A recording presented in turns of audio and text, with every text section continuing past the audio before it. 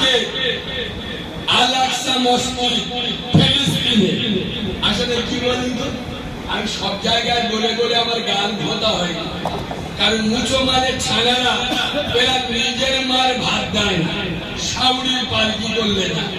উত্তরপ্রদেশের বাবরি মসজিদ পেয়েছে এই 2 মাস আগে, 2 মাস আগে আসামের 13টা মসজিদ মাদ্রাসা বুলডোজার দিয়ে ফেলে, ত্রিপুরা মসজিদ মাদ্রাসা আগুন জ্বেলে, আমাদের এখানকার ক্যানিং এর মুসলমানরা জন ছেলেরা কাঁচা মেরে হাতে বাঁধলে পরে পুষে দেবো, পুষে দেবো। এই কি না কোনো গল্প চলবে, পুষে দেবো। আর কি শুনেছি আসামের মাদ্রাসা মেয়ে, ত্রিপুরায় মসজিদ মেয়ে, তোর বাবার কি আছে? আমি বলে চামড়া তুলে দেবো। আসামের মাদ্রাসা বেড়েছে, ত্রিপুরায় মসজিদ, তোর বাবার কি আছে? দরদ উদরে উঠেছে। নিজের গ্রামের বাবরিতে আজান হয়তো জামা খায় না, নিজের গ্রামের বাবরিতে ইমাম সাহেব বাড়ি গেলে সেদিন ইনশাআল্লাহ ফজরের আজান হয় না। এমনটার ওয়াকিয়া ত্রিপুরায় মসজিদ ভেঙে কি জানি কোনটা আগে বলতে হবে কি খ্রিস্টান বলে। আল আকসা মসজিদকে দখল করছে আর বিশ্বের মুসলমানরা খালি দোয়া করতে, আল্লাহ আল্লাহ তুমি এক কাজ কর, ওই তোমার কাবা বেঁচিয়েছিলে আবার তুমি ওই রকম আল আকসা মসজিদকে হেফাজত করো। তোরা কি হিজড়ে হয়ে গেলে? আল্লাহ যদি সব করবে তোরা কি হাতে চুরি পড়ে আসে? ইসরায়েলের মাত্র 80 লক্ষ আর গোটা দুনিয়া 200 কোটি মুসলমান। কত মুসলমান? আরে 200 কোটি। ইহুদিরা 1 কোটি হলো, 200 কোটি মুসলমান আর 80 লক্ষ ইহুদি। মুসলমান আল্লাহর কাছে দোয়া চায়, আল্লাহ আসমান দিয়ে আবাবিল পারে। আমি তো বলি আল্লাহ আবাবিল যদি পাঠাও এই মাইগুলোর মাথায় কাপড় যেন আগে পড়ে।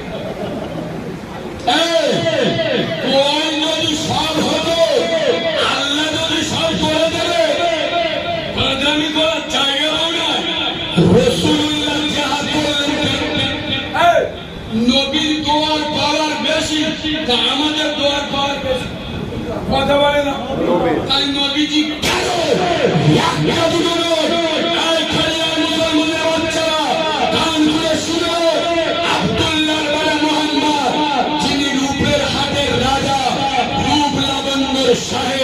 আমার বিশ্ব নবী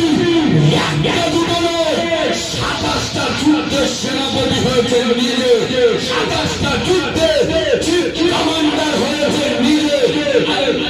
ঘরে বসে আল্লাহর কাছে বলতে পারতাম তুমি তোমার দিন কায়েম করবে, আসমান যে জিবরাইল মিকাইল আজরাইলের পেটিয়ে দাও, এই মালগুলো ভিসেতে চলে যাবে।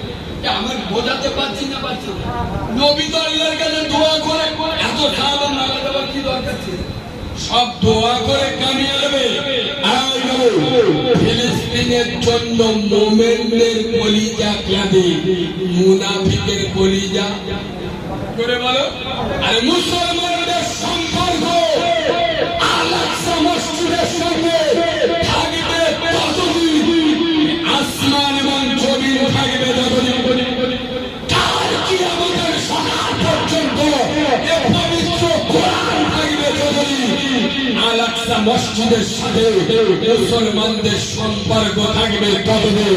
কোরআন খুলে দেখো, আল্লাহ বলেছেন সুবহানাল্লাযী আসরা বিআবদিহি লাইলাম মিনাল মাসজিদিল হারাম ইলাল মাসজিদিল আকসা। আল্লাহ তার বান্দা মুহাম্মদ সাল্লাল্লাহু আলাইহি ওয়াসাল্লামকে মসজিদে হারাম থেকে এই মসজিদে আকসা মেরাজের রাতে ভ্রমণ করেছিল। আরে ফিলিস্তিনের মাটিতে পৃথিবীর এমন কোন নবী নাই যে নবীর কদম ফিলিস্তিনের মাটিতে পড়েনি। কথা বোঝাতে পারছি? পৃথিবীর এমন কোন নবী নাই যে নবীর কদম ফিলিস্তিনের মাটিতে পড়েনি। আমাদের নবীকে বলা হয় ইমামুল আম্বিয়া। এর মানে কি? আরে ইমামুল আম্বিয়া মানে আম্বিয়াদের ইমাম। সালাউদ্দিন ভাই এই মসজিদের ইমাম, মানে মুআল্লা ইমাম। রাসূলকে বলা হয় ইমামুল আম্বিয়া, মানে সমস্ত আম্বিয়াদের ইমাম। সুবহানাল্লাহ বললেন। মোজাম্মেলি কবে বলবো, ঠেলে ঠেলে কখন বলবো? কি আমার কথা অসুবিধা? ছেড়ে দেবো, ছেড়ে দেবো। আমি তো চুমো খাওয়া ওয়াজ জানি না, আপনারা জানেন। তাও কেন আনেন আমি বুঝতে পারি না। তবে ইনশাআল্লাহ যে গ্রামে একবার আনে পরের বছর নিয়ে যাবে বলে মনে হয় না।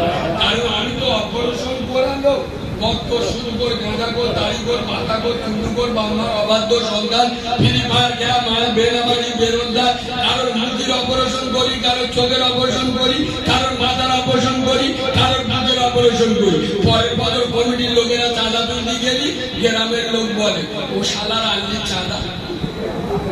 কথা বলে তবু না, ওই জন্য আমার দাওয়াটা হবে না। একবার যখন নিয়ে যায় শালা এমন খেচে দিয়ে যাবো, একবার